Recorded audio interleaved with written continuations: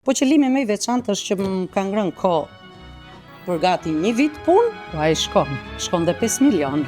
Për shembull, ai shkon 5 milion lekë. Unë jam Zana Hoxha, qëllimbërse e qëllimave tradicionale.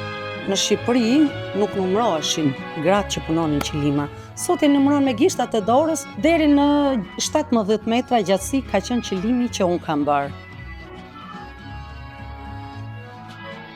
Ti ndaj ngjyra, themi ky do kaq ngjyra, ky kaq ngjyra, do kapen fyjet 1 për 1, do numërohen. Kur është i vështirë, do bësh 20 cm.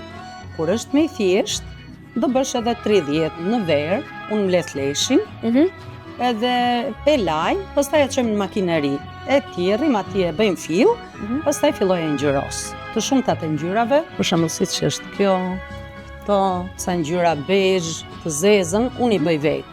Janë me ngjyra natyrale. Kam dafinën, kam arrën, çdo bimë që është, për shembull, çdo pemë lëshon atë ngjyrën, i zje me ujë dhe fillojnë lëshojnë ngjyrën ato, pastaj unë filloj e ngjyros. Se qëllimi nuk hidhet në plera kollaj. Pa të paktën 50 vjet, tek është qëllimi që kam pasur të vjerrës time, se është shumë i ngrohtë, është edhe shumë ekologjik. Po vlerësohet shumë nga të huaj që janë të huaj, por dhe nga shqiptarët që e thonë jashtë ndërët.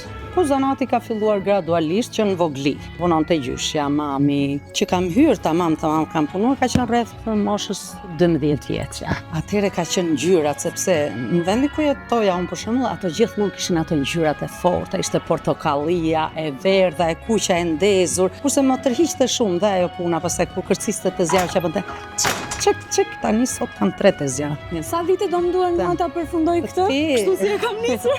Zanati është shumë i bukur. Ti e ke trashëguar.